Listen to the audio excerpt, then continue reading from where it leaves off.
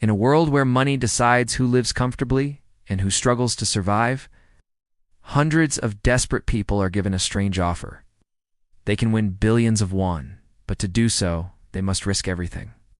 This is the story of Squid Game, where survival has a price and humanity is tested to its breaking point. The story begins with a man named Seong Jeon.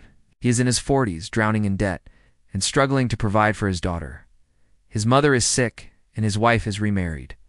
He spends his days gambling, chasing luck that never seems to come. One night, after losing all his money, he meets a well-dressed man in a subway station. The man offers him a simple game, slap or be slapped, and promises cash for every win. Jeon accepts, unaware that this small game will lead him into something far more dangerous. Soon after, Jeon receives a mysterious invitation. He's taken, along with 455 other people, to a hidden facility. They all wear green tracksuits, and masked guards in red oversee everything. A giant pink-haired doll stands at the end of a field. The first game begins. Red light, green light. When the doll says green light, players move. When it says red light, anyone still moving is shot dead. The horror unfolds as hundreds of players are killed in the first round. Woo-hong barely survives. The players realize they are trapped in a deadly competition. However, when they vote to leave, the game surprisingly allows them to go home. Jeon returns to his miserable life, but soon, most players choose to return. The real world, full of debt and pain, feels more hopeless than the games themselves. Among them is Cho Sang-woo, Ji-hun's childhood friend, a once successful businessman now wanted for fraud. There's also Ali, a kind migrant worker trying to support his family, and Kang Sabayok, a young North Korean defector who dreams of reuniting with her brother. Each has a reason to play and to survive. The second game is the Dalgona Candy Challenge. Players must carve a shape out of a brittle sugar candy without breaking it. Ji-hun manages to win using his quick thinking, licking the candy to melt it. Tension grows and alliances begin to form. The third game is tug of war, but not the simple kind. Teams are chained to both ends of a high platform, pulling for their lives. Ji-hun's team includes the old man, player 001, named Oh Il-nam. He suggests strategy over strength, and they win through teamwork and clever thinking. The victory brings relief, but the fear never leaves. After each game, the surviving players eat together, sleep together, and grow suspicious of one another. Trust begins to fade.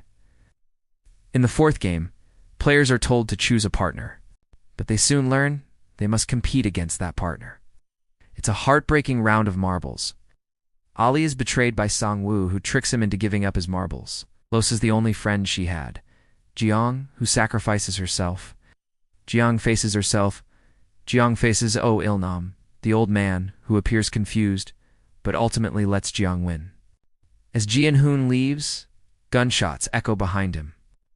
He believes Il-nam is dead. The fifth game is a bridge of glass panels, one side tempered, one side fragile. Step on the wrong one and fall to your death.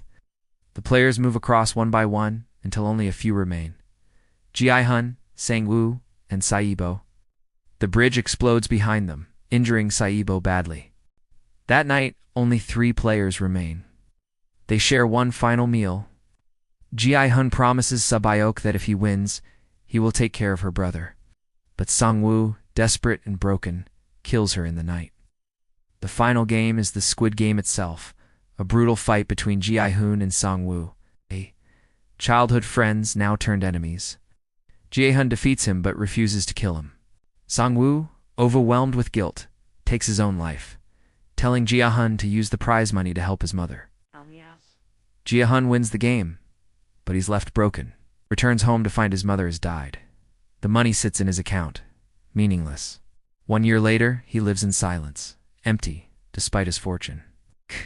Then he receives a note, a familiar card with a circle, triangle, and square. He follows the address and finds the old man, Oh Il-nam, alive but dying. Il-nam reveals the truth. He was one of the game's creators. The games were made for the rich, who grew bored with their lives and wanted entertainment. He joined as a player one last time to feel alive. Before he dies, he asks Ji-hun whether he still believes people are good. Ji-han stays by his side until his final breath. In the end, Ji-han decides not to run from the truth. He plans to stop the games for good. Just before flying to see his daughter, he turns around, walking back toward the darkness, ready to fight the system that destroyed so many lives. Squid Game is not just a story about survival. It's about greed, morality, and the choices people make when they have nothing left to lose. It asks one question that haunts every viewer. How far would you go for money, and what would it cost your soul?